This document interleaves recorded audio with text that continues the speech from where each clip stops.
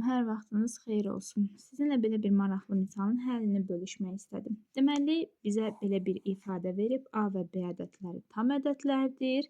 Bizdən B-nin ala biləcəyi qiymətlərin cəmini istəyir. Deməli, bunu nə edirəm? Əvvəlcə sadələşdirəcəm. Necə?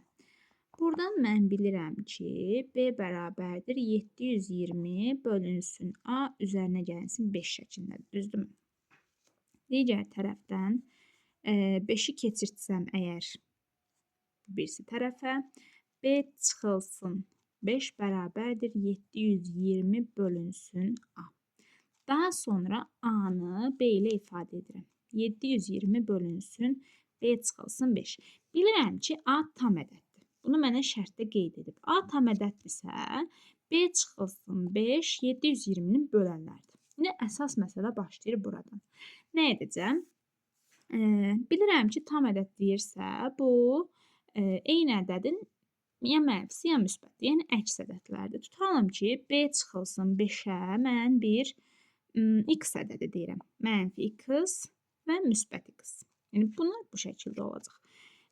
B-ni tapmaq istədiyim üçün B-ni tək qoyuram. Əgər mənfi olarsa bu, x çıxılsın 5, müsbət olarsa x üstə gəlinsin 5 şəklində olacaq. Bunları toplasam əgər, x çıxılsın, 5 çıxılsın x və x üstə gəlinsin 5 ifadəsini toplasam, baxıram ki, B-nin ala biləcəyi qiymətlər cütünün cəmi 10 verir. Deməli, mən burada nə etməliyəm? Sadəcə 720-nin tam bölənlərini tapmalıyam. Bu tam bölənlər cütü 10-la vurulduqda mənə lazım olan cavabı alacaq. 720-nin sadə vuruqlarına ayrılışını yazıram. Deməli, 720 nədir?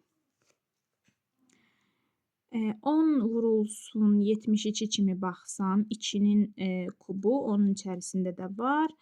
Deməli, 3-ün kvadratı və 5. Yəni, yoxlayaq. Deməli, 16, 80, 80 də 9-a vuranda, aha, ödəyir. Deməli, bunun natural bölən sayı 5, 3, 2.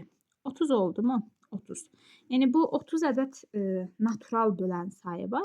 30 ədəddə bunların əksi olduğuna görə 60 ədəd. Ümumilikdə 30 cüt olduğu üçün, mənə də zaten cütlər lazım olduğu üçün bu 30-u, bu 10-la vuracaq.